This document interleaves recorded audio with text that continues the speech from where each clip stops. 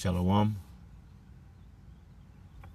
First, I want to give all praise, honor, and glory unto Yahweh, Bahashem, Yahweh Shai, Bahashem, HaKadosh.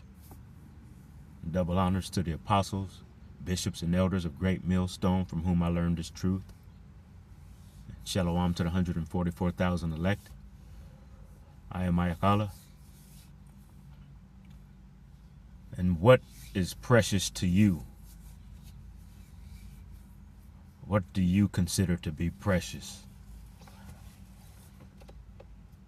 I'm going to Google that word precious just to get a quick definition.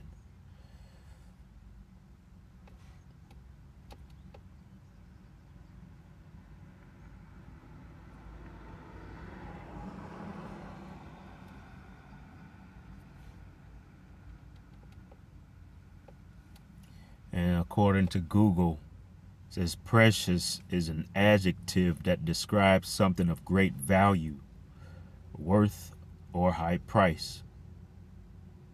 It can also refer to someone or something that is deeply cherished, beloved, or held in high esteem.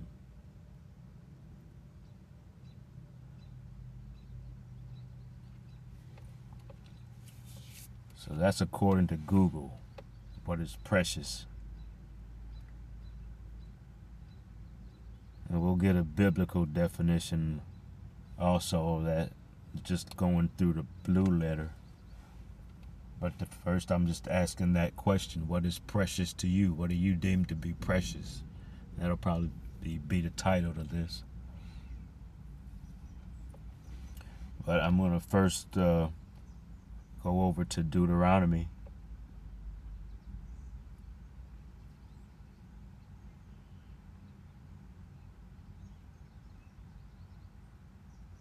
Chapter 33.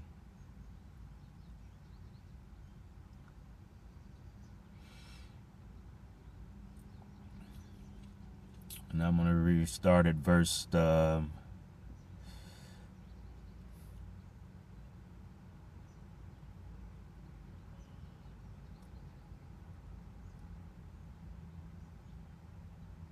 I'm going to start at verse 13. And this Deuteronomy 33 and verse 13. But this is Moses. And he's giving blessings to the different tribes of Israel.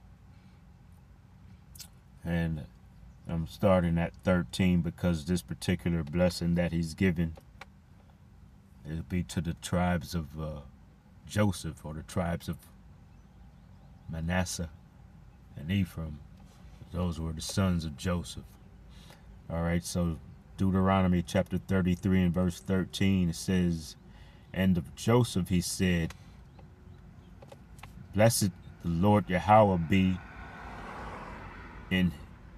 be his land, for the precious things of heaven, for the dew, for the deep that coucheth beneath, and for the precious fruits brought forth by the sun, and for the precious things put forth by the moon, and for the chief things of the ancient mountains, and for the precious things of the lasting hills,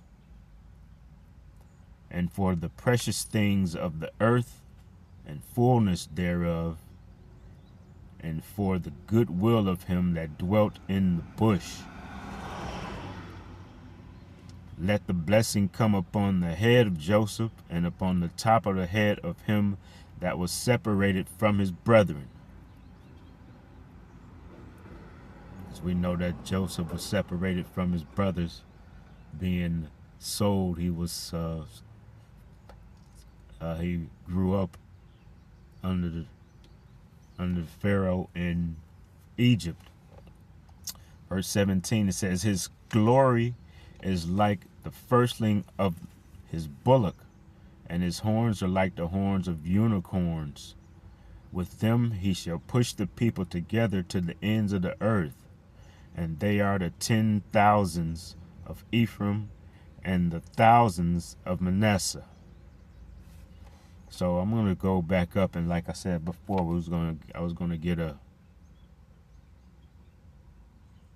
definition according to the blue letter of blessing or precious, Salakia.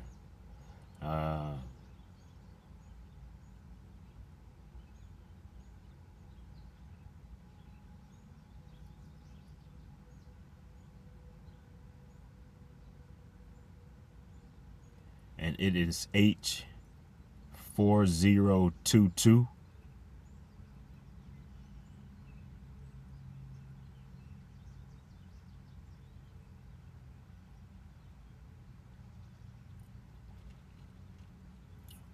And under the biblical usage, it says excellence. Strong's definition says meaning to be eminent, properly a distinguished thing, hence something valuable as a product or fruit, pleasant, precious fruit. All right.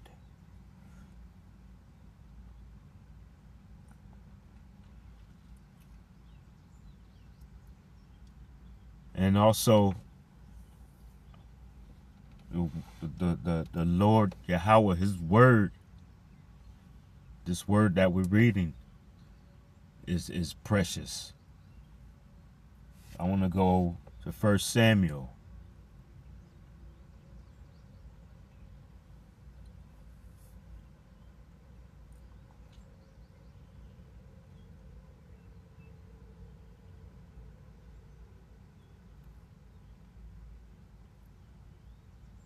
First Samuel chapter 3, and I'm gonna read verse 1. It says, and the child Samuel ministered unto the Lord Yahweh before Eli, and the word of the Lord Yahweh was precious in those days. There was no open vision. I want to read that in the NLT. It says, meanwhile, the boy Samuel served the Lord Yahweh by assisting Eli. It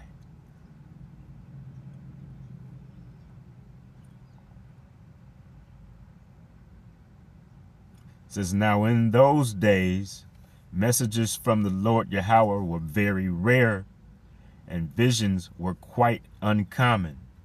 So something that's precious, such as the Lord's word in this case, was it was very rare. It's described as being very rare, very uncommon. All right, so we're getting a good understanding of what precious is. Precious is something that's rare. All right, because the Lord Yahweh doesn't speak to everybody. All right, so that's precious when the word of the Lord speaks to you, comes to you, it's delivered to you, whether it be through his prophets, or as in we see in this instance, the word coming from the Lord Yahweh himself, speaking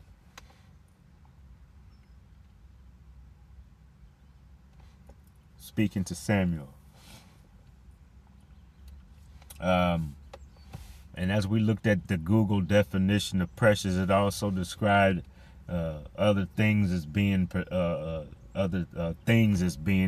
precious, such as rare stones, like rubies or emeralds, or the diamonds are, some people would call precious, but they're not very rare, because you're not just gonna come across one just laying in the grass somewhere. But people have diamonds. People wear diamonds, kind of common in this time. You can go to the store and you can purchase something with purchase a watch or a bracelet or whatever with diamonds on it. But nevertheless, it is a precious, what's considered to be a precious stone. I'm going to go to 2 Kings.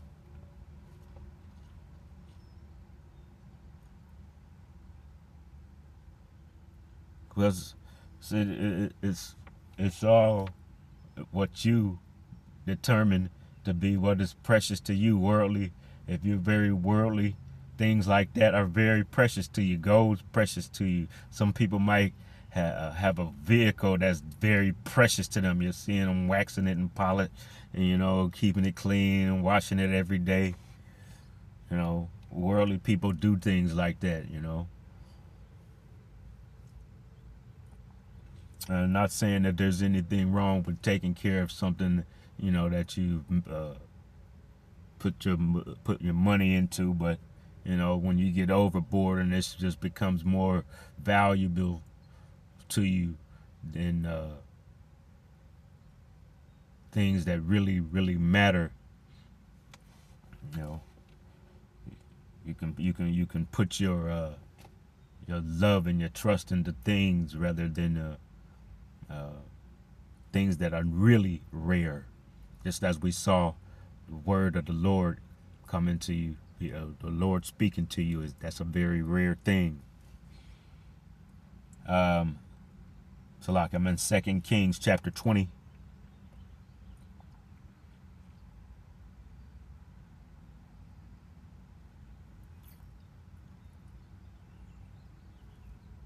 And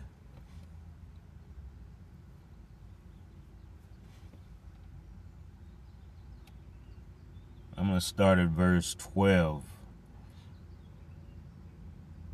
And this is King Hezekiah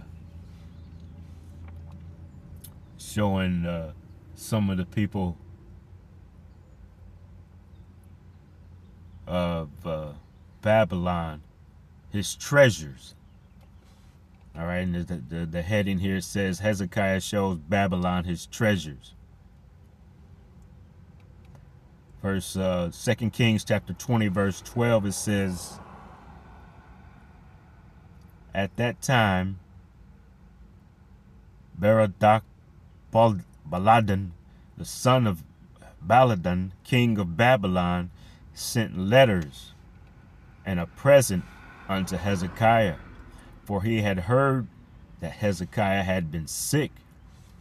And Hezekiah hearkened unto them, and showed them all the house of his precious things, the silver and the gold and the spices and the precious ointment, and all the house of his armor, and all that was found in his treasures.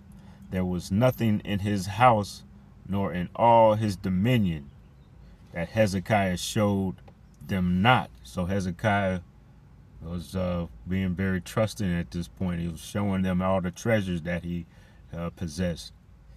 Verse 14 says, then came Isaiah the prophet unto King Hezekiah, and said unto him, what said these men, and from whence came they unto thee? And Hezekiah said, they are come from a far country, even from Babylon. And he said, what have they seen in thine house? And Hezekiah answered, all the things that are in mine house have they seen. There is nothing among my treasures that I have not showed them. And Isaiah asked unto Hezekiah, hear the word of the Lord Yahweh. So here's the word coming to Hezekiah through the prophet Isaiah.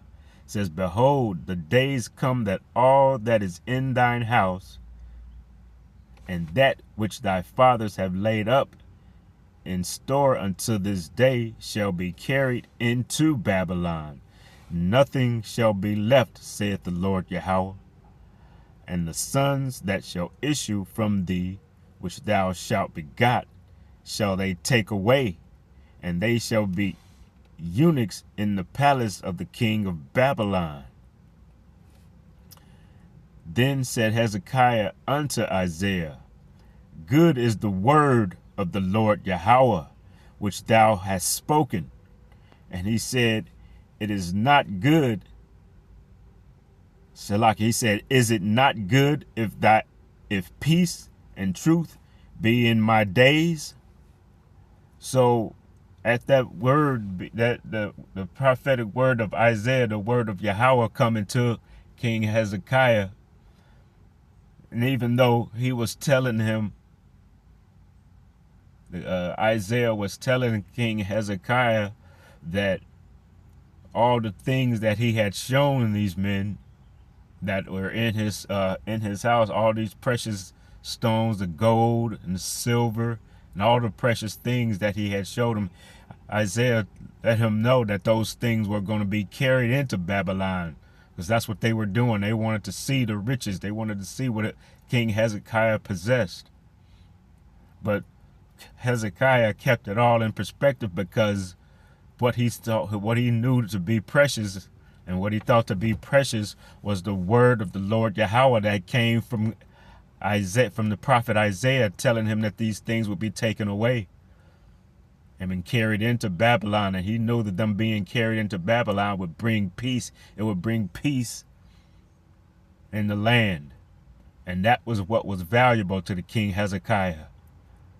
The peace that was going to be upon the land, upon his people. So even though it was at the price of all the things that he called precious that he had shown them, the word of the Lord coming to him that there would be peace in the land and among the tribe, the southern kingdom of Judah. That was what was precious to King Hezekiah. So it's the word of the Lord, Yahweh Bahashem Yahweh Shai, is very precious. All right, I won't make this long. I just have a couple verses that I wanted to bring out. Just backing that up and showing that. I'm going to go to Psalms 119 and verse 72.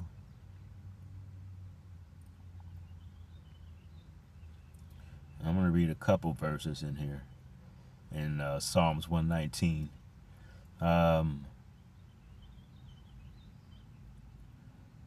Psalms 119 verse 72 says, The law of thy mouth is better unto me than thousands of gold and silver. So the law is precious. And the law is the word of Yahweh. Staying in Psalms 119, I'm going to drop down to 127.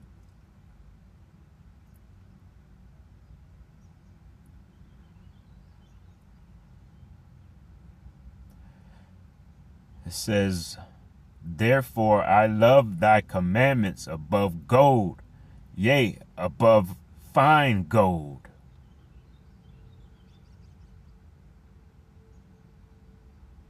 Verse 128 says, Therefore I esteem all the precepts concerning all things to be right, and I hate every false way. So we're seeing really what is precious. This is what is precious. Staying in Psalm 119, dropping down to 162.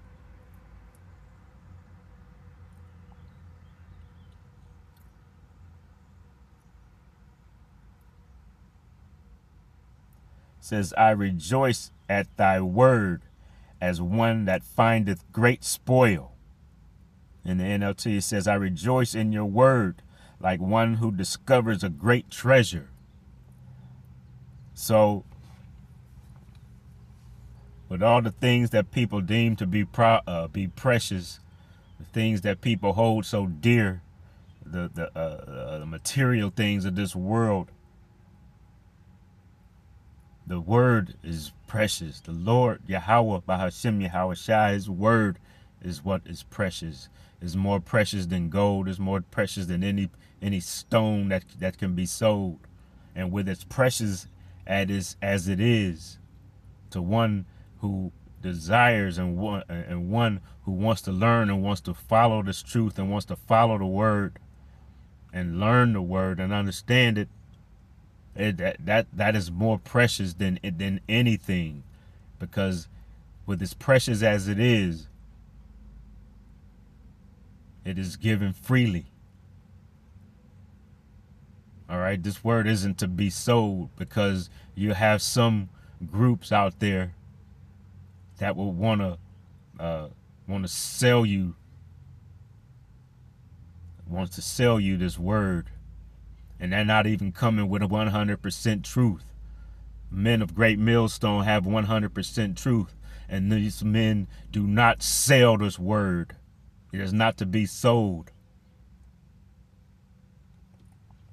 I'm going to have one last verse that I want to bring out here, and then that'll be the end of this. Proverbs 23 and verse 23.